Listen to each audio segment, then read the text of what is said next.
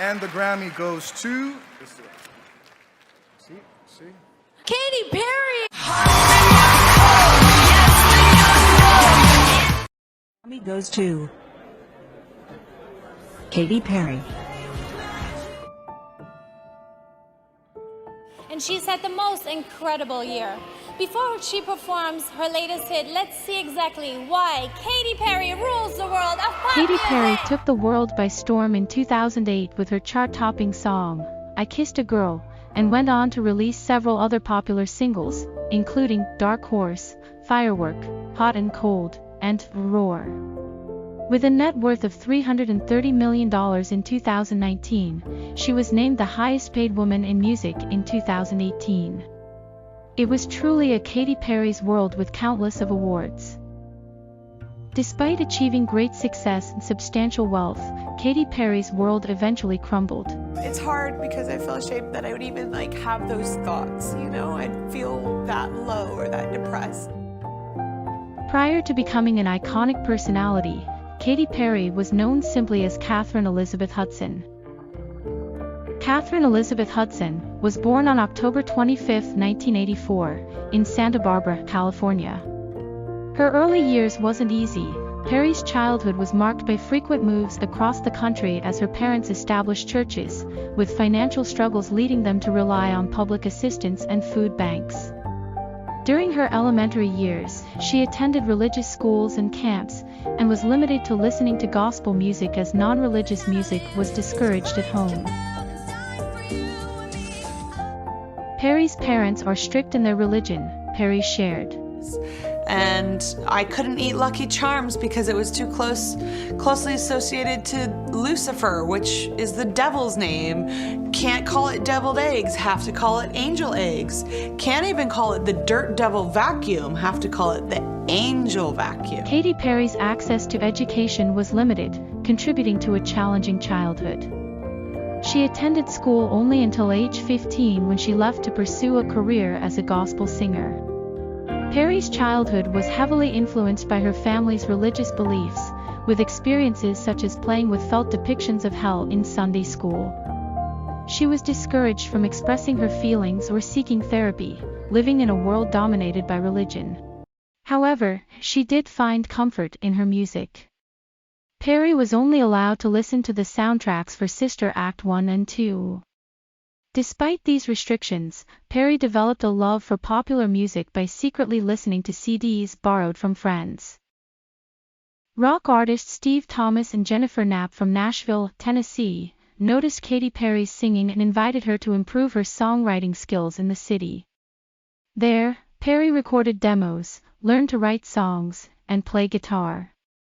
She pursued a career in gospel music at 16. She signed with Red Hill Records and released her debut album, a contemporary Christian record called Katy Hudson, in 2001.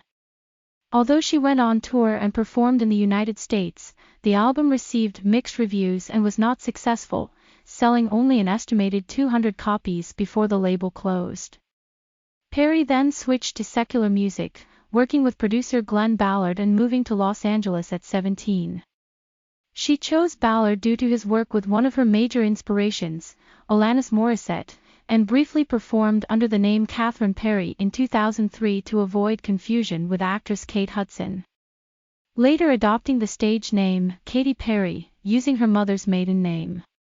Before her breakthrough, Perry had minor success, including having one of her songs, Simple, featured on the soundtrack of the 2005 film The Sisterhood of the Traveling Pants and providing backing vocals on Mick Jagger's Old Habits Die Hard.